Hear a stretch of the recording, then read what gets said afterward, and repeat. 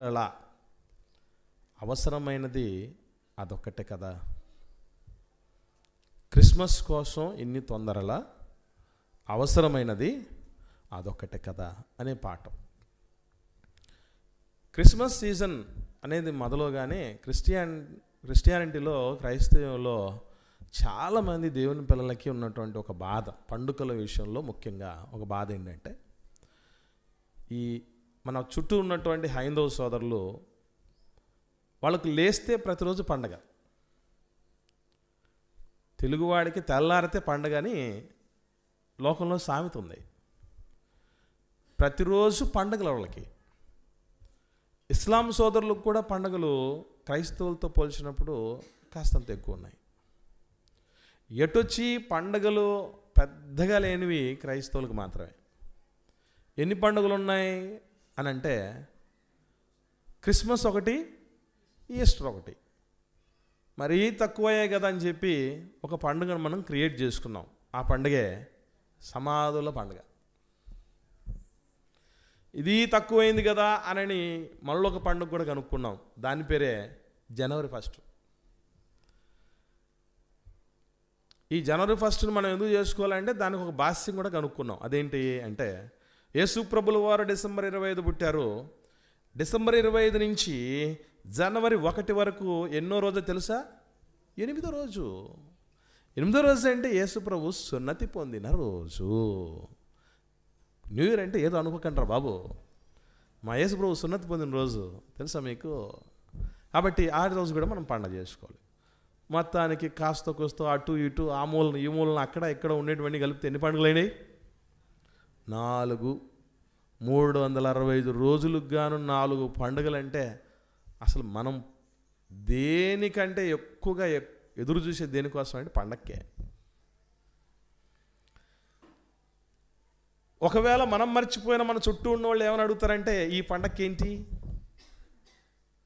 ఈ పండక్కి ఏంటి అంటే అర్థం ఏంటి? ప్లాన్ ఏం చేస్తున్నాం, అప్పెంత చేస్తున్నాం అని అర్థం. పోయిన సంవత్సరం కంటే మంచి బట్టలు కొనాలి. లాస్ట్ టైం సరిగ్గా కొనలే మనం. ఈసారి నేను అసలు ఒప్పుకునేది లేదు. ముఖ్యంగా ఇంట్లో భార్య ఏం మాట్లాడుతుంది అంటే ఇదే మాట్లాడుతుంది. పోయినసారి ఏదేదో మాటలు చెప్పావు, నువ్వు నాకు మాయ మాటలు చెప్పావు, ఈసారి అసలు కుదరదండి. ఇంకోటి ఏంటంటే, క్రిస్మస్ ఎలాగో క్రిస్మస్ ఎట్లాగో పండగ అనేది ఉంది కాబట్టి ఒక్క జతే బాగోదు. అందుకే ఏం చేశారంటే, ముందు రోజు ఏం చేశారు, 24వ తారీఖు క్రిస్మస్ ఈవ్, డిసెంబర్ 24వ తారీఖు క్రిస్మస్ ఈవ్ రాత్రి మీటింగ్, రాత్రి మనం అందరం కలుసుకుంటాం.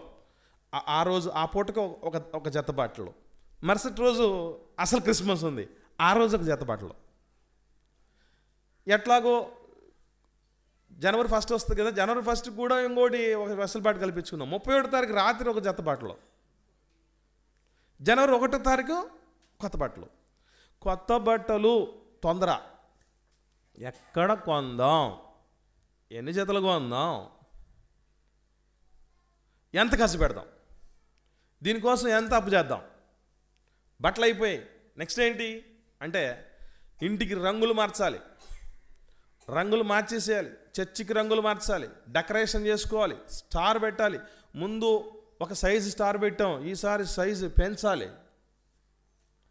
ఇంకా వీలైతే ఒకవేళ సైజు పెంచకపోయినా రేటు పెంచాలి. వెరైటీ వాళ్ళు పక్కింటోళ్ళని చూస్తాం మనం, పక్కింటోళ్ళు ఎదురింటోళ్ళలో ఎట్లాంటి స్టార్ పెట్టుకున్నారు, మనం ఎట్లాంటి పెట్టుకున్నాం, అక్కడ తగ్గనేకూడదు మనం అసలు. స్టార్లు పెట్టుకునేటువంటి విషయాలు కావచ్చు. ఇక క్రిస్మస్ తాత, అబ్బాయిలకైతే క్రిస్మస్ తాత బట్టలు కొనేసేయాలి. మామూలుగా ఉండే బట్టలతో పాటు క్రిస్మస్ తాత బట్టలు వేసుకోవాలి. ఎందుకంటే వాళ్ళు ఏదో స్కూల్లో ప్రోగ్రాంలు చేస్తున్నారండి ఈ మధ్యకాలంలో. ఇవన్నీ తర్వాత వస్తుంది, ఇంకొక మెసేజ్లో వస్తుంది. ఇదంతా పండగ పేరుతో పాపాలు చేస్తున్నాం అనే టైటిల్ ఒకటి ఉంది ఈ మధ్యలోని. మళ్ళీ అదొకటి. ఈ 4 క్రిస్మస్ సందేశాలన్నీ ప్యూర్ కడప బాంబుల కంటే మించి ఉంటాయి. పండుగ పేరుతో పాపాలు చేస్తున్నాం దాంట్లో వచ్చేస్తాయి. ఇప్పుడు స్కూళ్ళల్లో ప్రోగ్రామ్స్ చేస్తున్నారు, వాళ్ళు ఏదో క్రిస్మస్ తాత వేసుకురమ్మన్నారు, బట్టలు వేసుకురమ్మని చెప్పారని చెప్పేసి ఇస్తే శాంటాక్లాజ్ వేషధారణకు సంబంధించినటువంటి బట్టలు సపరేటు. అమ్మాయికి అయితే ఏం చేయాలి, ఏంజల్ డ్రెస్సు. ఎవరన్నా అడిగామనుకోండి, ఎవరే ఎక్కడైనా దేవదూతలు అమ్మాయిలే దేవదూతల వేషం వేసుకోవాలని బైబిల్ ఎక్కడైనా ఉందా? దేవుడు ఎక్కడైనా చెప్పాడా అంటే దానికి ఆన్సర్ ఉండదు. తెలుసా మీకు? మనిషి ఎట్లా తయారయ్యారంటే మీకు తెలుసో తెలీదో, దేవదూతలు అంటే అందంగా ఉంటారని మైండ్లో సెల్ఫ్గా ఫిక్స్ అయిపోయి, అందంగా ఉండేది అమ్మాయిలే కాబట్టి అమ్మాయిలకు రెక్కలు వేయాలి, ఏంజల్ డ్రెస్ వేయాలని ఫిక్స్ అయిపోయారు. అందరికీ తెలియని వాస్తవం ఏంటంటే అమ్మాయిలు పుట్టింది అబ్బాయిల్లో నుంచి. అందరి అందగత్తెల అమ్మ ఎవరు?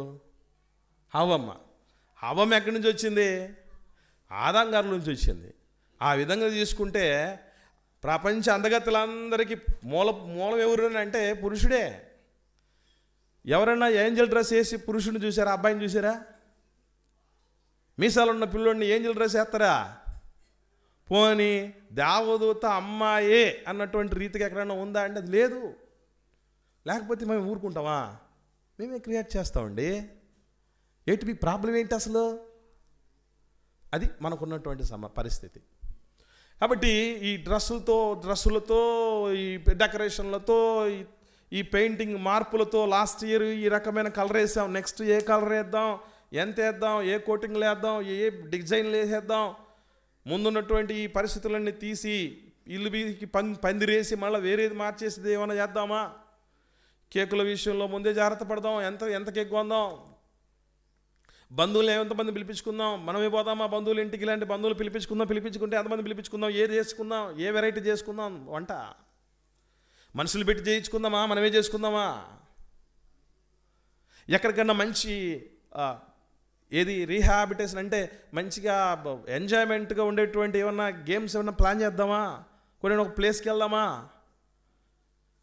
ఇవన్నీ తిప్పలుంటాయి. క్రిస్మస్ అనేది వచ్చింది అని అంటే అందరిలో ఉన్నటువంటిది. బహుశా కొంతమందిలో కాస్త పరమార్థం ఎరిగిన వాళ్ళకి కాస్త వైరాగ్యం రావచ్చు, కానీ మిగతా వాళ్ళందరూ తగ్గే పరిస్థితి ఉండదు. వచ్చేదే ఇవి తక్కువ పనులు, దీనిలో కూడా కుర్రలు పెడతావు నువ్వు. కాబట్టి ఇక్కడ మనం ఎక్కడ కాంప్రమైజ్ అవ్వకూడదు. ఈ మధ్యలో మళ్ళీ క్రిస్మస్ ట్రీలు కదా, క్రిస్మస్ గ్రీటింగ్స్, రకరకాలైనటువంటి ఈ తొందరపాట్లలో ఉండిపోతారు. ఎప్పుడైతే డిసెంబర్ మొదలైన దగ్గర నుంచి క్రిస్మస్కు బట్టలు కొందాం, ఇంకా ఏం చేసుకుందాం, ఎన్ని పరిస్థితులు అరేంజ్మెంట్స్ ఏం చేద్దాం, ఎంత ఖర్చు అవుతుంది, ఎన్ని అప్పులు, ఆ తర్వాత ఎన్ని తిప్పలు అనే దాని మీదే అందరి కాన్సన్ట్రేషన్ ఉంటుంది. వాస్తవం ఏమిటి, సత్యం ఏమిటి అని ఆలోచన చేయగలిగితే నిజంగా అవసరమైనది ఏంటి క్రిస్మస్ సమయంలో మర్చిపోతున్నారు అందరూ. మన ఇంట్లోకి ఓ బంధువులో, తోబుట్టువులో, స్నేహితులో ఎవరో ఒకరు వచ్చారు. వచ్చిన తర్వాత నుంచి కనీసం ఆయన్ని విష్ చేయకుండా, పచ్చి మంచినీళ్ళు కూడా ఇవ్వకుండా, రమ్మని కూర్చోమని చెప్పకుండా, ఏం కావాలన్నటువంటి సపరీలు చేయకుండా, ఏది చేయకుండా ఉన్నాం అనుకోండి, వచ్చినోడు ఉంటాడా? మన ఇంట్లోకి వచ్చినాడు ఉంటాడండి? ఇది కామన్ లాజిక్ కదా, కనీస జ్ఞానం కదా ఇది. అంటే మన దగ్గరికి ఓ మనిషి రావాలంటే ఆ మనిషికి తగిన రీతిగా గౌరవం ఇవ్వాలి. మనతో కొద్ది కాలం సహవాసంతో ఉండాలి అంటే, మన సహచర్యంతో ఉండాలంటే పిలవాలి, అతనికి కావలసినటువంటి స్థానం ఇవ్వాలి, ఆతిథ్యం ఇవ్వాలి, అన్నీ చూసుకోగలగాలి, అతని మీద కాన్సన్ట్రేట్ చేయాలి. వచ్చినప్పటి నుంచి కనీసం మనిషి వైపు కూడా చూడకుండా ఉన్నాం అనుకోండి, వాడు పొరపాటు కూడా, అరే బుద్ధి ఉంటే పొరపాటు కూడా వీడి ఇంటికి రాకూడదు అనుకుంటాడు వాడు. ఎందుకంటే పోతే ఏమవుతుంది, మనకి అవమానం కలుగుతుంది.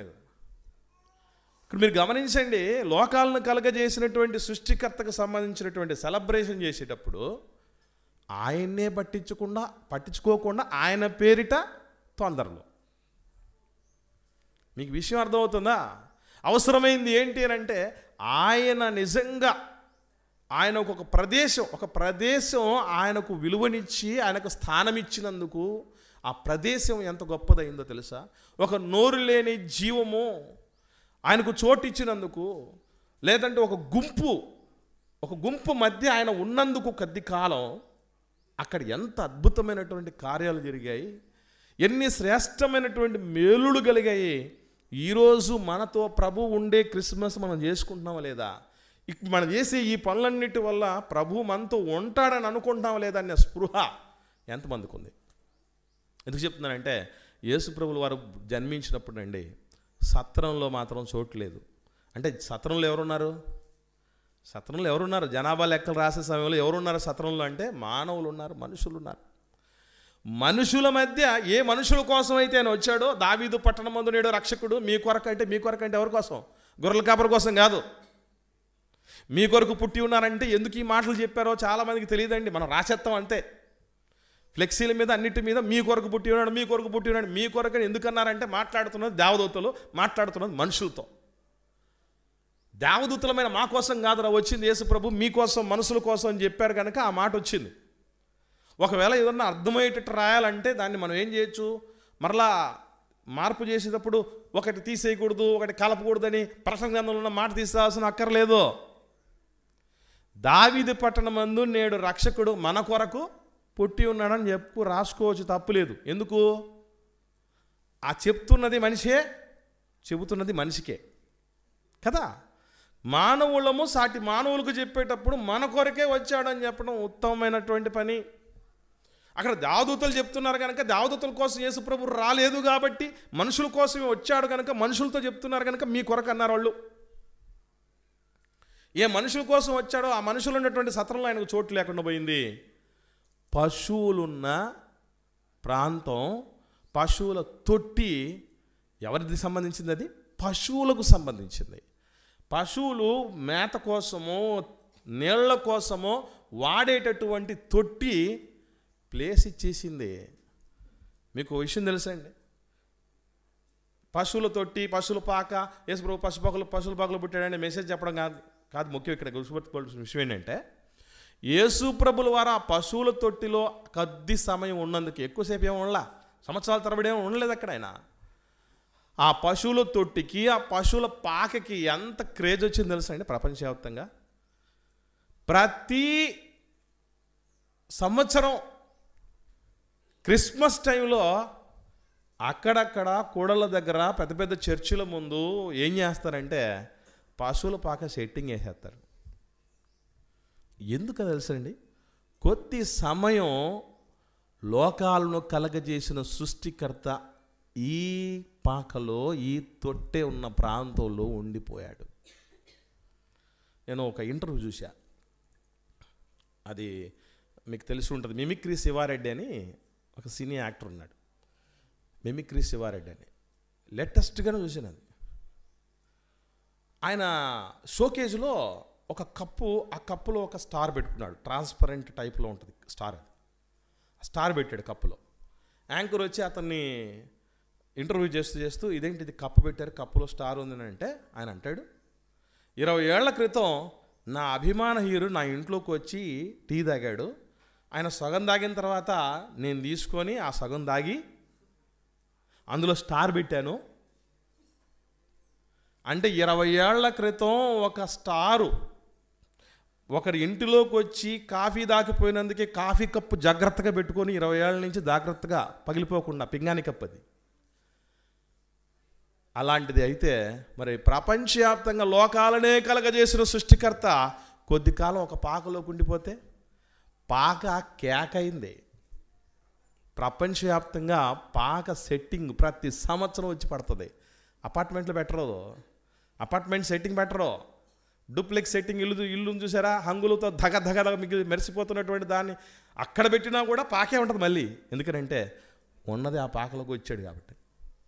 అరే కొద్ది కాలం ఒక పాక స్థానం ఇస్తే యేసు ప్రభుల వారికి 2000 సంవత్సరాలుగా దానికి ఒక క్రేజ్ వచ్చేస్తే, ఈరోజు నేను రక్షణ పొందిన నాటి నుండి ప్రభు నాతోనే ఉన్నాడంటే నేను ఎంత గొప్ప స్థానంలో ఉండాలి? ఎంతమంది మన గురించి అనుకోవాలి అంటే ఇక్కడ ఏం అర్థం కావాలి తెలుసా? పాక కొద్ది కాలం అన్నా ప్రభుకు స్థానం ఇచ్చింది, మనము ఆ కొద్ది కాలం కూడా ఇవ్వట్లేదని అర్థం. పేరుకి మాత్రం ప్రభుకు సంబంధించినవాడు. లోకం నుండి వేరు చేయబడ్డాడు, లోకానికి వేడుకగా కూడా ఉండాలని చెప్పాడు దేవుడు మనల్ని. కానీ ఎంత వేడుకగా ఉంటున్నాం? వేడారిపోయిన వాళ్ళగా ఉన్నాం. వేడుక కాదు, వేడి తగ్గిన వాళ్ళగా, వేడంతా అయిపోయినటువంటి వాళ్ళలాగా ఉన్నాం మనం. నోరు వావిలేని జీవము లేనటువంటి కొవ్వొత్తే 100 కొవ్వొత్తులు వెలిగించేస్తుందట అది వెలుగుతూ. మరి మనం ఎంతమందిని వెలిగించగలగాలి, ఎంతమందిని ప్రభావితం చేయగలగాలి, ఎంత ప్రాశస్త్యం పొందగలగాలి. ఏదో వస్తిమమ్మ పోతిమమ్మ అని ఉండడం అనేది జీవితమే కాదు అసలు, మర్చిపోకండి. లోకంలో ప్రభు నెరగని రక్షణ లేనటువంటి వాళ్ళే చాలామంది అంటారు. చిన్న లక్ష్యాలు కలిగి ఉండటం నేరమట. లక్ష్యాలు చిన్న ఉండకూడదట, పెద్ద లక్ష్యాలు ఉన్నాయట. దేవుడు కూడా మనల్ని చెప్పేటప్పుడు, మన గురించి చెప్పేటప్పుడు ఏమంటాడు తెలుసా? మీరు లోకానికే ఉప్పురా అంటాడు, లోకానికే వెలుగు అని అంటాడు మనల్ని. అంటే అర్థం ఏంటి? అంటే అర్థం ఏంటి? ఎంత గొప్ప స్థానంలో దేవుడు మన గురించి ఊహించుకుంటాడో, తన ప్రతినిధులుగా మనమే ఉండాలన్నటువంటి ఆలోచన చేస్తున్నాడండి దేవుడు. కొద్ది సమయము ఒక పాక స్థానం ఇస్తేనే అంత గొప్ప స్థానంకి వెళ్ళిపోయింది. ఈరోజు ప్రభువుకే నా జీవితం, నేను ప్రభువాడిని ప్రభుదాన్ని అనుకుంటే ఇలా ఉంటాం. మన ఇంట్లో ఉండే వాళ్ళకి వేడుకగా లేవండి మనం. మన ఇంట్లో ఉండే వాళ్ళకి, మన సొంత వాళ్ళకే మనం ఒక ఐకాన్గా లేవు, ఒక రోల్ మోడల్గా లేవంటే, మన సంఘంలోనే లేకపోతే ఇక లోకానికి అంత ఎప్పుడవుతాం? అసలు ప్రభు అంతటా ఆయన మహనీయుడితో వస్తే, మహానుభావులతో స్నేహం చేస్తే, జ్ఞానులతో సహవాసం చేస్తే జ్ఞానులు అయిపోతారని చెప్పాడు దేవుడు. జ్ఞానం అంటేనే ఆయన అన్నప్పుడు, ఆయన మనం కలిగి ఉన్నప్పుడు మనం ఎట్లా ఉండాలి? ఇంకా కొన్ని సందర్భాలు మనం చూడగలిగితేనండి ఆ అవసరమైనది అనేది నేను చెప్తున్నాను. నీకు క్రిస్మస్ పేరుతో కొత్త బట్టలు వేసుకున్నావా లేదా అనేది కాదు అవసరమైంది. క్రిస్మస్ పేరుతో స్టార్ పెట్టావా లేదనేది కాదు అవసరమైంది. క్రిస్మస్ పేరుతో హంగులు ఆర్భాటాలు డెకరేషన్ చేసుకున్నావా, రంగులు మార్చేసావా అనేది కాదు ముఖ్యమైనది, అవసరమైంది. క్రిస్మస్ పేరుతో బంధువులు మిత్రులతో సంతోషంగా ఉన్నావా లేననేది కాదు ముఖ్యమైనది, అవసరమైంది. క్రిస్మస్ పేరుతో అప్పులు చేసి తెప్పలు పడ్డావా అనేది కాదు ముఖ్యమైనది. క్రిస్మస్ పేరుతో క్రీస్తును నేను కలిగి ఉన్నావా అనేది ముఖ్యమైనది. ఒక పాక ఉంది, పాక కొద్ది సమయం ఇచ్చినందుకే ఈరోజు పాకను ప్రతిసారి ప్రతి ఒక్కరు కూడా ఏర్పాటు చేసుకోవాలని ఆలోచన చేస్తున్నారంటే అంత గొప్పతనం దానికి వచ్చేసింది ప్రభువుని బట్టి. ఇంకాస్త ముందుకెళ్తే యేసు ప్రభుల వారు కానా అనేటటువంటి ఊరిలో వివాహానికి ఆహ్వానించబడ్డాడు. యేసు ప్రభువు ఆయన శిష్యులు ఆ వివాహానికి పిలువబడ్డారని రాయబడింది. యోహాను సువార్త 2వ అధ్యాయంలో మనకు మొదటి 11 వచనాల్లో ఈ విషయాలన్నీ కనబడతాయి మనకు. యోహాను సువార్త 2వ అధ్యాయం మొదటి 11 వచనాల్లో. సో ఈ సందర్భం మీకు అందరికీ తెలుసు. అలా ప్రభువు ఆహ్వానించబడినందుకు గాను, ప్రభువు అక్కడ ఉన్నందుకు గాను ఒక అవమానకరమైనటువంటి విందు యజమానుడికి అవమానం కలిగించే సంఘటన ఒకటి కలిగింది. అదేంటంటే వాళ్ళ యూదుల ఆచారం ప్రకారం ఒక శుభకార్యాల్లో మనం ఎట్లయితే ఖచ్చితంగా ఆఖరిలో తాంబూలమో, అరటిపండు, ఐస్ క్రీమో ఇవి ఇస్తాం కదా విందు చేసేటప్పుడు. విందు చేసేటప్పుడు ఇస్తారు కొంతమంది. మరి కొంతమంది ఏం చేస్తారంటే ఆఖరిలో ఏదో పళ్ళెమో ఏదో ఇచ్చిపోతారు. ఎందుకంటే తినిపోయిన తర్వాత మర్చిపోతారేమో అనే ఉద్దేశంతో ఒక పళ్ళెం ఇచ్చి దాని మీద రాసి ఉంటారు, పళ్ళెం మీద మంచిగా ప్రింట్ అనేది వేసి ఉంటారు. అది ఎప్పుడు గుర్తుండాలండి. ఇలా మనం ఏదైతే చేస్తామో అలాగే యూదుల ఆచారం ప్రకారం శుభకార్యాల్లో ద్రాక్షరసం పోసేవాడు. ఆ ద్రాక్షరసం కూడా ముందు ఏం చేస్తారంటే ముందు మంచి రసం పోసి జనులు మత్తులుగా ఉన్నప్పుడు తర్వాత జబ్బు రసం పోసేవాళ్ళట. ఎందుకంటే అంత మంచిదే పోయాలంటే వీళ్ళు మునిగిపోతారు. కాబట్టి కాస్త మంచి రసం పోసి ఆ తర్వాత జబ్బు రసం చేసేటటువంటి పరిస్థితి. ఎందుకంటే మంది ఎక్కువైతే మజ్జిగ పలసన అంటారు కదా, అట్లాగా మంది ఎక్కువైతే ఇక్కడ ద్రాక్షరసం పలసన. మొత్తానికి అలా చేసుకుంటూ పోతే ఏదైనా కూడా మొత్తానికి అయిపోయింది, ద్రాక్షరసం అయిపోయింది. విందు చేసేటువంటి టైంలో, విందు ఏర్పాటు చేసే టైంలో అయిపోయిందంటే రండి చాలా బ్యాక్టాక్ వెళ్ళిపోద్దండి. ముఖ్యంగా తినేదాని విషయంలో, తాగేదాని విషయంలో తేడా జరిగితే శుభకార్యాల్లో ఎన్నైనా చేయండి, అక్కడ ఎన్నైనా మంచి పనులు చేయండి. ఆఖరికి పెళ్ళి ఎలా జరిగిందంటే పెళ్ళి ఎలా జరిగింది అని చెప్పారనుకోండి, ఫస్ట్ ఏం చెప్తారు చెప్పండి? బాగా జరిగింది అని ఏమంటారు? ఆయన ఎవరో దైవజనుని పిలిపించాడు, గంట సేపు వాక్యం చెప్పాడు రా, ఎంత బాగా చెప్పాడు భార్యాభర్తల గురించి. బాబురే బాబు, ఈసారి మన ఇంట్లో మన బంధువులకి 2 పెళ్లి జరిగితే అట్టాడు దైవజనులు పిలిపించుకోవాలండి. ఒక్కడు కూడా మాట్లాడు అట్లాగా. ఏం మాట్లాడతారు తెలుసా? ఎన్ని వెరైటీలు పెట్టారు తెలుసా.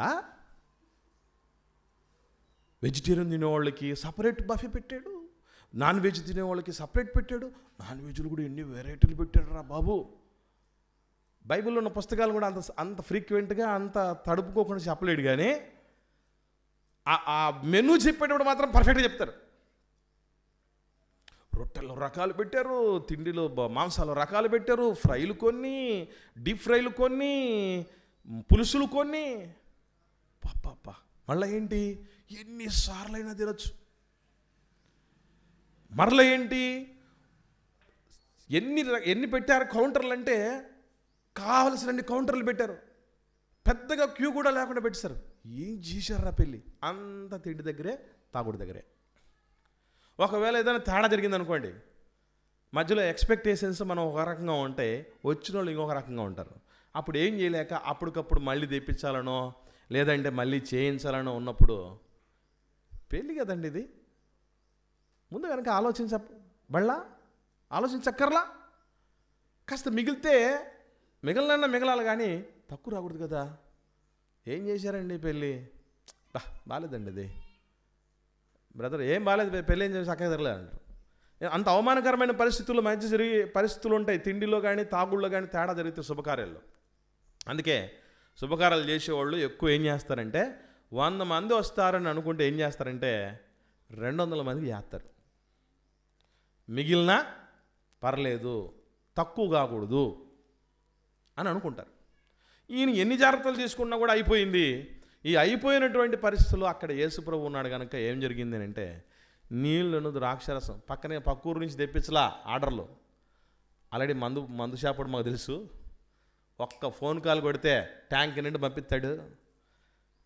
అట్లాంటి పలుకుబడి మాకుంది అన్నటువంటి రీతికి కాదు. నీళ్లను ద్రాక్షరసం చేసి, అది కూడా జబ్బు రసం కాదు, మంచి రసం. ఇది తెలియనివాడు చాలామంది ఏమంటాడంటే, విమర్శకుడు, యేసుప్రభులు వారు మద్యపానం వద్దు అని మద్యపానంతో అందరూ చచ్చిపోతుంటే ఉన్నారని ఆడవాళ్ళు ధర్నాలు చేస్తూ ఉంటే, రాస్తారోకోలు చేస్తూ ఉంటే, నిషేధం చేయాలని చెప్పేసి గగ్గోలు ఎత్తూ ఉంటే, కుటుంబాలని రోడ్డును పడేయాలన్నటువంటి ఉద్దేశంతో అందరినీ తాగుబోతులు చేయాలని యేసుప్రభు నీళ్ళను ద్రాక్షరసంగా చేశాడండి. వాస్తవంగా మేలు చేయాలనుకుంటుంటే ఆ ద్రాక్షరసం తాగుల దగ్గరికి నువ్వు వచ్చిరే, తాగుతావురా, చచ్చిపోతావురా, వద్దురా, నా మాట రండిరా, బాగా తినండిరా, బాగుండండిరా అని చెప్పాలి. కానీ ఇంకా వీలైతే ఆ ద్రాక్షరసం తాగుతున్నటువంటి వాళ్ళ ద్రాక్షరసం అంతా నీళ్ళగా మార్చచ్చు కదా. నీళ్ళని ద్రాక్షరసంగా మార్చినోడు ద్రాక్షరసాన్ని నీళ్ళగా మార్చలేడా?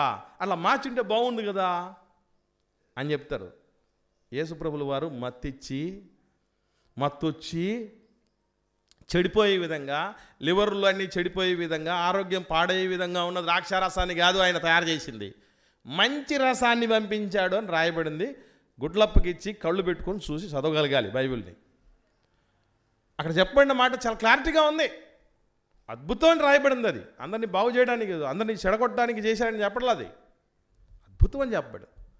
అంటే ప్రభు ఉంటే పెళ్ళిలో అవమానం అనేది లోటన్నది లేకుండా చూడగలదు. అందులో కూడా ఏంటి, అందరికీ ఆరోగ్యాన్ని పంచుతూ, పెళ్ళి యజమానుడికి గౌరవాన్ని పెంచుతూ, ఆయన కొద్ది సమయం ఉంటేనే అంతా అలా హాయిగా సాగిపోయింది. పెళ్ళిలో శుభం కార్డు పడింది. శుభలేఖలు అయితే బాగా పెంచుకున్నారు, కానీ శుభం కార్డు పడే విధంగా వాళ్ళు అరేంజ్ చేసుకోలేకపోయారు. ఒక్కటే జరిగింది, కొద్దికాలం ప్రభు వచ్చి ఉండిపోయాడు. ప్రభు వచ్చి ఉండిపోతే కథ పరిస్థితి వేరేగా ఉంటుంది. ఆయన కలగజేసిన సృష్టిలో ఒక ఉప్పుకే ఒక గొప్పతనం ఉన్నప్పుడు, ఉప్పును కలగజేసినాను ఆయన. అన్నీ వేసి చూడు, నన్నేసి చూడు అంటది కదా ఉప్పు. ప్రభు ఏమంటాడంటే మనతో, మరి అందరినీ కలిగి ఉండి చూడు, నన్ను కలిగి ఉండి చూడురా, తేడా తెలుస్తుంది అంటాడు. అందరినీ కలిగి ఉండి చూడు, నన్ను కలిగి చూడు, నీకు అర్థమవుద్ది డిఫరెన్స్ అని అంటాడు. అందుకే ఆయన కొద్ది కాలం ఉన్న పాక ఏమైపోయింది, ప్రపంచవ్యాప్తం అయిపోయింది. ఆయన కొద్ది కాలం పెళ్లిలో ఉండిపోవడాన్ని బట్టి అక్కడ సమస్య లేకుండా పోయింది. సమస్య కాస్త సంబరంగా మారిపోయింది. ప్రభు కొద్ది సమయం ఉంటే అలా ఉంటుంది. ఈరోజు మన బతుకులు నిండా ప్రభు ఉంటే మన జీవితాలు ఎంత బాగుంటాయి. ఎవరు దాని గురించి ఆలోచన చేయరు. క్రిస్మస్ టైంలో అనవసరమైనటువంటి ఈ తొందరలే ఉంటాయి తప్ప, ఈ తిప్పలే ఉంటాయి కదప్ప, ఈ తప్పులే ఉంటాయి తప్ప అసలైన విషయం మర్చిపోతాం. అలాగే యేసు ప్రభుల వారు పరిచర్య చేస్తున్నటువంటి టైంలో, సువార్త కొరకు, వ్యాప్తి కొరకు ఆయా ప్రదేశాల్లో పరిచర్య చేయటానికి వెళ్తూ ఉంటాడు. వాహనాలను వాడుకుంటూ ఉంటాడు. ఆయన ఒక దోణి ఎక్కాడు, మనకందరూ తెలుసు. మత్తయి సువార్త 8వ అధ్యాయంలో ఆయన దోణి ఎక్కినటువంటి సందర్భం మనకు కనబడుతుంది. 8వ అధ్యాయంలో 23వ వచనం నుండి 27వ వచనం వరకు ఈ సందర్భం ఉంటుంది. యేసు ప్రభుల వారు ఎక్కినటువంటి దోణిలో శిష్యులు కూడా ఉన్నారు. సముద్రం మీదకి ఏమొచ్చింది? తుఫాను వచ్చేసింది. తుఫాను వచ్చేస్తే ఆయన ఆ టైంలో కూడా ప్రశాంతంగా నిద్రపోతున్నాడు. కారణం ఏంటంటే ఆయన సృష్టికర్త, అన్నీ తెలిసినోడు. నేను కొంతమంది పిల్లలు చూసా, 10th క్లాస్ ఇన్విజిలేషన్, ఇంటర్మీడియట్ ఇన్విజిలేషన్కి వెళ్ళినప్పుడు కొందరు పిల్లలండి అరగంటలో ఎగ్జామ్ రాస్తారండి. వాడికి 2.5 గంట టైం ఉంది, అరగంటలో ఎగ్జామ్ రాసేవాడు ఏం చేసేది సార్? 2 గంటలు నిద్రపోయాడు. ఆశ్చర్యపోయాను. అరగంట తర్వాత వాడు నిద్రపోతూ ఉంటే వాడు పడుకున్న 10-15 నిమిషాలకు చూస్తూ చెక్ చేస్తూ వచ్చినప్పుడు నిద్రపోవడం జరిగింది. వాళ్ళు లేపాడు, ఒరే ఏంట్రా బాబు ఎగ్జామ్ హాల్లో వచ్చి నిద్రపోతున్నావు ఏంట్రా ఆయన, నువ్వేం మనిషిరా అని అంటే, సార్ ఎగ్జామ్ అయిపోయింది అన్నాడు. నువ్వేం రాసావురా అని చెక్ చేసుకుని చూస్తే మొత్తం రాసి పెట్టేసాడు, ఛాయిస్తో సహా రాసాడు. వాడికి అన్నీ తెలిసినోడు, కాబట్టి అరగంటలో ఎగ్జామ్ రాసి 2 గంటలు నిద్రపోయాడు ఎగ్జామ్ హాల్లో. వాడికి అంతుంటే అన్నీ కలగజేసినోడు, వాటికి సిస్టమ్స్, ధర్మాలను ఏర్పాటు చేసినోడు, ఆయన ఎట్లా నిద్రపోతాడు మరి చెప్పండి? అప్పుడప్పుడు డ్రైవింగ్ బాగా తెలిసినోడు ఏమంటాడంటే, నేను ఆడతా పాడుతా డ్రైవింగ్ చేస్తాను బ్రదర్ అంటాడు. ఇంకా ఓవర్ కాన్ఫిడెన్స్ ఉన్నాడు ఏం చేస్తాడంటే కళ్ళు మూసుకొని డ్రైవింగ్ చేస్తా అంటాడు. విన్నరా? కళ్ళు మూసుకొని డ్రైవింగ్ చేస్తా అంటాడు. సృష్టికర్త ఆయన, అందుకే ఆయన ప్రశాంతంగా తుఫాను వచ్చినా కూడా నిద్రపోతున్నాడు. ప్రశాంతంగా నిద్రపోయేవాళ్ళు నాకు తెలిసి మిగతా వాళ్ళ మీద చాలా గొప్ప విజేతలండి. ఎటువంటి సిచ్యువేషన్లో వచ్చినా ప్రశాంతంగా నిద్రపోయినటువంటి వాళ్ళు. మంచి ప్రమాదం వచ్చింది, ఏం చేద్దాం అని అంటే ప్రస్తుతానికి ఒక కునికేద్దాం, ఆ తర్వాత ఆలోచిద్దాం అనే స్థితికి రావాలి. మన వాళ్ళు ఏం చేస్తూ ఉంటారు పరిస్థితి? చిన్న సమస్య వచ్చినా నిద్రపడతాం, దొలుతూ ఉంటారు అటు ఇటు. వచ్చేది జరిగేది అట్లాగా జరిగిపోద్ది. పరిష్కారం కోసమైనా ప్రశాంతంగా ఉండాలి కదా, అది ఆలోచన చేయరు. యేసు ప్రభుల వారు అలాగా తుఫాన్ రేగినటువంటి దాంట్లో ప్రశాంతంగా నిద్రపోతూ ఉంటే, ప్రభువా మేము మరి నశించిపోతున్నాం అని చెప్పేసి శిష్యులు వచ్చారు. ఇదే ధోనిలో యేసు ప్రభు కూడా ఉన్నాడు కదా, మునిగితే ఈయన కూడా మునుగుతాడు కదా. వాళ్ళకి ఆలోచన అది. ప్రమాదం వచ్చిన టైంలో మనిషి మెదడు మొద్దుబారుతుందటండి, అప్పుడే బాగా షార్ప్గా పనిచేయాలి. శిష్యులకు సైతం మేము నశించిపోతున్నాం ప్రభు అని అంటే, అల్ప విశ్వాసాలు ఎందుకు మీరు సందేహిస్తున్నారని చెప్పి గాలిని సముద్రాన్ని గద్దించాడు. మన ఇంట్లో మన పిల్లల్ని కూడా గద్దించుకోలేము. గద్దించినా కూడా వాళ్ళు ఎండరు. కానీ గాలిని సముద్రాన్ని గద్దించేస్తే అది మిక్కిలి కుక్క పిల్లలాగా తోక జాడించుకుంటూ కంట్రోల్ అయిపోయిందట. అంటే యేసు ప్రభు ప్రయాణం చేస్తున్న ధోనిలో తుఫాను రేగినా కూడా ఏమైపోద్ది? నిమ్మలించిపోద్ది. మామూలు నిమ్మలం కాదట, మళ్ళీ మిక్కిలి నిమ్మలం. సముద్రం అనగానే ఎలా ఉంటుంది తెలుసండి? సముద్రం అనగానే ఎట్లా ఉంటుందంటే కల్లోలం అండి. ఈ ప్రపంచంలో అత్యంత భయానకమైనటువంటి ప్రదేశం ఏదన్నా ఉందంటే అది సముద్రమే. అంత కల్లోలం గురైపోతూ ఉంటుంది. ఆ హోరును వింటే ఆలోచన చేస్తే గుండెలు అవిసిపోతాయి, అంత హోరు ఉంటుంది అక్కడ. కానీ అటువంటి హోరుది కూడా ఏమైపోయింది? సాధారణంగా వచ్చే హోరు కూడా మిక్కిలి నిమ్మలమైపోయిందంటే, ప్రభు ధోనిలో ఉంటేనే ఇలా ఉంటే, ఈ జీవితం అనే ధోనిలోనికి ఆయన్ని ఆహ్వానించుకుంటే జీవితంలో ఎన్నో తుఫాన్లు వస్తాయండి. ఎన్ని రకాలైన తుఫాన్లు వస్తూ ఉంటాయి మనిషి జీవితంలోనికి. ఈ తుఫాన్లన్నీ నిమ్మలించిపోవాలంటే ఆయన ఉండాలి. ఆయన ఉన్న క్రిస్మస్ ఎవడు చేసుకోవాలనుకుంటున్నాడు? ప్రభువా నీ పేరిట క్రిస్మస్ చేసుకుంటాం తప్ప నువ్వు వద్దు మాకు, నీ గురించి మేము పట్టించుకోం. హ్యాపీ క్రిస్మస్ అంటాం, మెర్రీ క్రిస్మస్ అంటాం, కానీ నీ గురించి మాత్రం మేము ఆలోచనే చేయం. నువ్వు మాలో ఉన్నావా, మాతో ఉన్నావా, మా ఇంట్లో ఉన్నావా, మా చర్చిలో, మా సహవాసంలో ఉన్నావా, మా ఆలోచనలో ఉన్నావా, మా క్రియల్లో ఉన్నావా, మాకు అవసరం లేదు. నీ పేరు చెప్పుకొని స్టార్ పెట్టుకుంటాం, నీ పేరు చెప్పుకొని బార్లోకి పోతాం, నీ పేరు చెప్పుకొని కొట్లాడుకొని వస్తాం, నీ పేరు చెప్పుకొని డ్యాన్సులు వేసుకుంటావు, డీజే డ్యాన్సులు వేసుకుంటావు నీ పేరు చెప్పుకొని. కానీ నువ్వు మాత్రం మాకు వద్దన్నట్టుగా ఉంటే, అందుకే మిక్కిలి నిమ్మలంగా బతకాల్సినటువంటి జీవితాల్లో కూడా తుఫాన్లు రేగి ఒక ఆట ఆడుకుంటున్నాయి మన జీవితాల్లో సమస్యలన్నీ. ఎందుకు అనుకుంటున్నారు? ఎవరు ఉండాలో ఆయన లేకపోతే ఏముందండి? దేవాలయంలో దేవుళ్ళు లేకపోతే, దేవాలయంలో దేవుళ్ళు లేకపోతే ఎట్లా ఉంటుందండి అది? చెప్ప.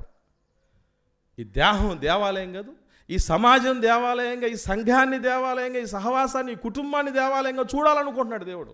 అక్కడే ఆయన లేకుండా చేస్తే ఏమైపోతుంది జీవితాలు? ఏం సాధించాం అనుకుంటే జీవితంలో ఇప్పటిదాకా ఏం సాధించలేదే. సమస్యలు పెట్టుకున్నాం, ఇరుకులను పెట్టుకున్నాం, ఇబ్బందులు పెట్టుకున్నాం, సవాళ్ళను పెట్టుకున్నాం. నెలాఖరు వస్తే భయం, నెల ప్రారంభమైతే భయం. ఇన్ని భయాల మధ్య బతుకు చేస్తున్నాం. కారణం ఏంటంటే, ఏ దేవుడిని అయితే నమ్మొచ్చామో ఆ దేవుడినే కాదనుకొని బతుకుతున్నటువంటి జీవితాలు ఎట్లుంటాయి మరి? ఎట్లుంటాయి? అలాగని అందరికీ సమస్యలు రావు అని కాదు నేను చెప్పేది. సమస్యలు వచ్చాయి. యేసుప్రభు ఉన్నటువంటి దోణిలో కూడా ఏమొచ్చింది? తుఫాన్ వచ్చింది. వస్తాయి. వచ్చిన దాన్ని తిప్పుకొట్టే శక్తిని ఆయన ఇస్తాడు. యేసుప్రభు ఆహ్వానించబడినటువంటి వివాహ విందులో కూడా లోటు వచ్చింది. కానీ లోటు రాదని కాదని చెప్పేది, తుఫాన్లు రావని కాదు. లోటు వస్తే పరిష్కారం ఎట్లాగా చూపిస్తాడు ప్రభు. తుఫాన్ రేగితే నిమ్మలపరిచేది అలాగా నేర్పిస్తాడు ప్రభు. అది నేను వేరే విధంగా ఆలోచన చేయకండి, అనుకోకండి. తర్వాత యేసుప్రభు గాడిదెక్కాడు. గాడిదెక్కితే గాడిద జీవితంలో నాకు తెలిసి ఎప్పుడు కూడా ఆ స్టార్డమ్ అనుభవించి ఉండదు, ఆ సెలబ్రిటీ హోదా అనుభవించి ఉండదు. యేసుప్రభు దాని మీద ఎక్కితే ఎక్కడానికి ముందే గాడిద మీదకి బట్టలు వచ్చాయి. ఏం బట్టలు? మైల బట్టలు కాదు, మంచి బట్టలు. తర్వాత దారి పొడుగున అడుగు తీసి అడిగేస్తే కొత్త పెళ్లి కూతురు లేకపోతే ప్రపంచవ్యాప్తంగా ఒక పెద్ద సెలబ్రిటీ అడుగు తీసి అడుగు పెడుతున్నప్పుడు మనం కింద బట్టలు వేసి ఆ బట్టల మీద పూలు చల్లి చేస్తూ ఉంటాం కదా.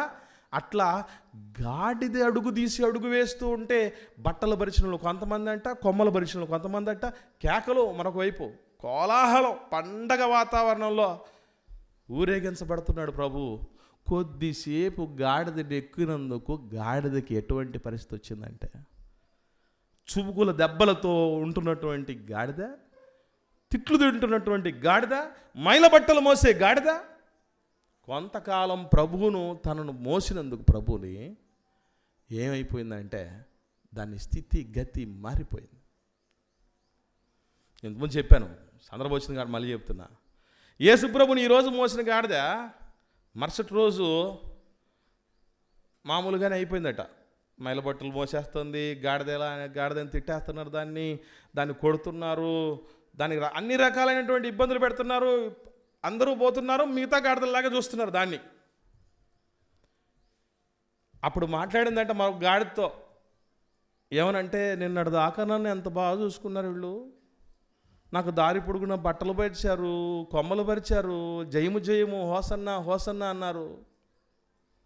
హోసన్న మినిస్ట్రీస్ రాకముందే అంత స్టార్డమ్ వచ్చేటటువంటి రీతిగా వాళ్ళు నన్ను ఈ విధంగా చూసుకున్నారు. కానీ ఈరోజు ఏంట్రా అసలు పట్టించుకోవట్లేదు, నువ్వెవరో మాకు తెలియదు అన్నట్టు మామూలు గాడిదలాగే నన్ను చూస్తున్నారంటే పక్క గాడిదడిందట. మంచి మాట. ఏమనంటే, అప్పుడు యేసయ్య ఉన్నాడే నీ మీద, ఇప్పుడు మళ్ళీ వచ్చి నీ మీదకి మళ్ళీ మైలుబాట్లు వచ్చాయి, అందుకే మామూలు గాడిదైపోయావు. పురుషులందు పుణ్య పురుషులు వేరంటారు కదా, గాడిదల్లో కూడా క్రీస్తును మోసిన గాడిద వేరు. గాడిదే మోస్తే ఎలా ఉంటే మనం మోస్తే, ప్రభువును మోసుకెళ్తున్నామా, ప్రభువుని తీసుకెళ్తున్నామా? పని చేస్తున్న చోట ప్రభువుని కనపడుతున్నాడా? మనం ఇంట్లో మన ప్రభు కనపడుతున్నాడు, మన మాటల్లో, మన ఆలోచనల్లో, మన చేష్టల్లో. ప్రభువుని తీసుకెళ్ళింది, మోసుకెళ్ళింది కొద్ది సమయం. అది దానికి ఎంత పరిస్థితి వచ్చిందంటే, కొద్ది కాలం ప్రభువును మోసుకెళ్ళేటందుకే, ప్రభు కొద్ది సమయం దోణిలో ఉన్నందుకే ప్రభు కొద్ది సమయం పాకలో ఉన్నందుకే, ప్రభు కొద్ది సమయం పెళ్లిలో ఉన్నందుకే ఎంత పరిస్థితులన్నీ మారిపోతే, ప్రభు నాతో ఉన్నాడు, నాలో ఉన్నాడు, ఆయన్ని ధరించుకున్నాం అని చెప్పుకున్నటువంటి మన జీవితాల్లో ఇంతకు మించి మనకి ఏం కావాలనుకుంటామా? క్రిస్మస్ ఒకరోజు చేసుకుంటారు, అన్నీ తెలిసినోడు 365 రోజులు క్రిస్మస్ చేసుకుంటాడు. ఒక్కరోజుకి ఇంకో విషయం ఏంటంటే, ఈరోజు ప్రపంచమంతా ఈ పడుతున్న ఈ తిప్పలతో కూడిన తప్పులతో కూడిన క్రిస్మస్ చేసుకోవడం వల్ల సమస్యలు గుట్టలు గుట్టలుగా పేరిపోతాయి, అప్పులు పేరిపోతాయేమో తప్ప, ఖర్చులు పెరిగిపోతాయేమో తప్ప ఏ ప్రశాంతత, ఏ నిమ్మలత్వం రాదు. కానీ క్రీస్తును కలిగిన క్రిస్మస్ను మనం చేసుకోగలిగితే, ఆయనకు సముచిత స్థానం ఇవ్వగలుగుతూ, నా ప్రభువు ఈ సందర్భంగా సంతోషంగా ఉన్నాడు. అప్పుడప్పుడు చెప్తూ ఉంటాం, మా పిల్లల్ని రోజు ప్రతి ఒక్కళ్ళు పిల్లలు ఖచ్చితంగా దెబ్బలు తింటారు స్కూల్లో. మామూలుగా బెత్తం దెబ్బలు చూస్తే, నేను పిల్లోళ్ళు కొట్టి చూస్తే నా ఇంట్లో పిల్లోళ్ళు భయపడతారు. అలాంటి పనిష్మెంట్ ఉంటుంది. కానీ పుట్టినరోజు వచ్చినప్పుడు మాత్రం వాడిని ఎవ్వరు ఒక తిట్టరు, ఒక కొట్టు కొట్టరు. బర్త్డే కాబట్టి నువ్వేరా హీరో అంటాం, నువ్వే ఇక్కడ సభలో సెలబ్రిటీ అంటాం. కనీసం చిన్న పిల్లోడికి ఇచ్చిన విలువ కూడా మన ప్రభుకి ఇవ్వట్లేదే. ఒక చిన్న బిడ్డకు ఇచ్చినటువంటి ఆ వాల్యూ కూడా యేసు ప్రభుకి ఇవ్వలేని పరిస్థితిలో ఉంటే ఎలా మనం ప్రభువుగా ఆయన జీవితాల్లో అనుకున్నట్టు చెప్పండి, ఆలోచించండి పిల్లలు. అలాగే ఆయన్ని పెట్టిన ఒక సమాధి ఉంది, కొత్త సమాధి. ఆ సమాధికి ఎంత గొప్పతనం వచ్చిందో తెలుసా? కేవలం యేసు ప్రభు శవాన్ని పెట్టినందుకే ఆ సమాధికి వచ్చిన గొప్పతనం ఏంటంటే, దావీదు తనది ఏమనంటే, ఆయన ఇక్కడ లేడు, ప్రపంచంలో ఎక్కడైనా ఎవడైనా సరే ఒక్క చోట దొరుకుతాడో రాసి పెట్టుకొని. కావాలంటే ఎంతటి గనుడైనా, ఎంతటి గొప్పోడైనా ఇక్కడ దొరకడు, ఎక్కడ దొరకడు, ఎక్కడైనా చిక్కడ దొరకడు, ఒక్క చోట దొరుకుతాడు. ఎక్కడది? సమాధిలో. కానీ యేసు ప్రభు మాత్రం అక్కడ కూడా లేడు, ఆయన ఇక్కడ లేడు. అంటే యేసు ప్రభు శవం కొద్ది కాలం ఆ సమాధిలో ఉన్నందుకు ఆ సమాధికి ఎంత స్టార్డం వచ్చిందంటే, ప్రపంచములో అట్టి సమాధి మరొకటి లేదు, మరొకటి రాదు, మరొకటి రాదు. ఖాళీ సమాధి. యేసు ప్రభు శవమే ఉంటేనే అంత గొప్పతనం వస్తే, సజీవుడిగా మన జీవితాల్లో ఉండగలిగితే, ఉంచుకోగలిగితే, ఆహ్వానించుకోగలిగితే, ప్రభువుగా ప్రతిష్ఠించుకోగలిగితే ఎట్లా ఉండాలి మన జీవితాలు? ఎలా ఉండాలి ఆలోచన. యోసేపు మరియలు వాళ్ళకు స్థానం ఇచ్చారు ప్రభుకి. ఎంత గొప్పవాళ్ళయ్యా తెలుసా అండి? నీతిమంతుడు అని చెప్పబడింది యోసేపు గారి గురించి. నిజంగా అందరినీ కలగజేసినటువంటి పితామహుడు కదూ ఆయన. నిత్యులకు తండ్రి అని పేరు పెట్టబడినాడు కదా యేసుప్రభుల వారు. ఆ తండ్రే, ఆ పేరు పెట్టబడినటువంటి ఆ క్రీస్తే నాన్న నాన్న నాన్న అంటూ యోసేపు గారు బతికున్నంత కాలం పిలిచేంత గొప్ప భాగ్యవంతుడయ్యాడు యోసేపు గారు. ఎందుకో తెలుసా? యేసు ప్రభువుని ఈ భూలోకపు తండ్రిగా ఉండుట కొరకు, సంరక్షకుడిగా ఉండుట కొరకు ఎంత బాగా పెంచుకున్నాడంటే ఎవ్వడికి డౌటే రాలేదు. ఏమని పిలిచారు యేసు ప్రభుని? ఈయన యోసేపు కుమారుడు కాదా, వడ్లవాణి కుమారుడు కాదా? ఆయన యోసేపు కుమారుడు అనబడినని రాయబడింది. అంటే ఎవ్వరికి ఎటువంటి చిన్న సందేహం కూడా రాకుండా సొంత బిడ్డలాగా యేసు ప్రభువును పెంచగలిగాడు. అలా యేసు ప్రభు వాళ్ళ జీవితంలోనికి వచ్చినటువంటి వాళ్ళ జీవితాలు, అపోస్తలుల జీవితాలు చూడండి. ప్రపంచవ్యాప్తంగా ఇప్పటికీ వాళ్ళు ప్రధానమంత్రులు కాదే, గుర్తుపెట్టుకోవడానికి వాళ్ళు ప్రపంచాన్ని ప్రభావితం చేసినటువంటి గొప్ప మేధావులు కాదే, కానీ పామరులుగా ఉన్నటువంటి వాళ్ళు, సమాజంలో ఒక స్థానమే లేనటువంటి వారికి ఈ రోజుకి ఎలాంటి పరిస్థితి ఉందంటే, మా మిషనరీలకు ఎవరైనా మిషనరీ పితామహులు ఉన్నారంటే ఆ పితామహులకు సైతం పితామహులుగా వాళ్ళు ఉన్నారు. త్యాగదనులకు త్యాగదనులుగా ఉన్నారు, ధైర్యవంతులకు ధైర్యవంతులుగా ఉన్నారు. వాళ్ళు సేవా తత్పరులకు స్ఫూర్తినిచ్చినటువంటి వారిగా ఉన్నారు. ఎందుకనంటే ప్రభువుకు వాళ్ళు ఇచ్చిన స్థానం అలాంటిది. వాళ్లకు తెలుసు క్రిస్మస్ అసలు సిసలుగా ఎలా చేసుకోవాలనేది, మనకి తెలియదు. అందుకే ప్రియులారా, క్రిస్మస్ కోసం ఈ తొందరలన్నీ వద్దు. అవసరమైంది అదొకటే. ఏదది మన జీవితాల్లో క్రీస్తును కలిగినటువంటి పండగ. అదే ముఖ్యమైనది. దాని కొరకు మనం సిద్ధపాట్లు కలిగి ఉన్నాము. అసలు ప్రభు మనతో ఉండేటటువంటి అర్హత మనకు ఉండగలిగిందా? అది మనం ఆత్మపరిశీలన చేసుకోవాలి ప్రియులారా. దయచేసి ఈ విషయాలన్నీ కూడా మనస్కరించి చక్కటి సిద్ధపాటుతో ఇక మీదటి నుంచి అయినా కూడా పండుగను ఆచరించాలని ప్రేమతో మీకు నేను మనవి చేస్తూ ఈయన మాటలు ముగిస్తున్నాను.